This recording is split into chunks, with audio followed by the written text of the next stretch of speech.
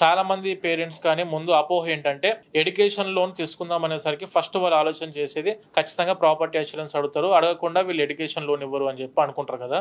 మేము దానికి ఏం చెప్తున్నాం అంటే మేడం, ప్రతి ఒక్క పేరెంట్ కైనా స్టూడెంట్ కైనా అబ్రాడ్ కి వెళ్ళి మీరు మాస్టర్స్ చదువుకోవాలనుకుంటున్నారా, వితౌట్ ఎనీ ప్రాపర్టీ మేము ఎడ్యుకేషన్ లోన్ ఇప్పించడానికి మన ఆఫీస్లో మీరు ఒక్కసారి విజిట్ అయ్యారంటే ఎడ్యుకేషన్ లోన్ ఇప్పించడానికి బ్యాంకు వాళ్ళతో టైఅప్ అయి ఉన్నాం మనము. సో ఒక్కసారి వచ్చారంటే విత్ లో రేట్ ఆఫ్ ఇంట్రెస్ట్ మనం ఎడ్యుకేషన్ లోన్ అందించేది వచ్చేసి జస్ట్ ఫర్ 75 పైసే నుంచి స్టార్ట్ చేసి డిపెండింగ్ అపాన్ ద సిబిల్ ఇలా ఇంట్రెస్ట్ రేట్ అనేది మారుతూ ఉంటుంది. బ్యాంకు తగ్గట్టుగా వాళ్ళ రేట్ ఆఫ్ ఇంట్రెస్ట్ మారుతూ ఉంటుంది. కానీ 100% వితౌట్ ఎనీ ప్రాపర్టీ అష్యూరెన్స్ లేకుండా ఖచ్చితంగా మనము ఎడ్యుకేషన్ లోన్ అనేది స్టూడెంట్స్ కి అందిస్తాము. ఈ ఎడ్యుకేషన్ లోన్ అనేది not only for the studies, చదువుకి మాత్రమే కాదు. ఈ ఎడ్యుకేషన్ లోన్ వచ్చేసి స్టడీస్, దానితో పాటు అక్కడికి వెళ్ళాక ఫుడ్ అండ్ అకామిడేషన్ ఖర్చులకు కూడా ఇదే ఎడ్యుకేషన్ లోన్ వస్తుంది. అండ్ వెళ్ళడానికి కావాల్సిన ఫ్లైట్ టికెట్ కూడాను ఎడ్యుకేషన్ లోన్ ఇప్పిస్తాము.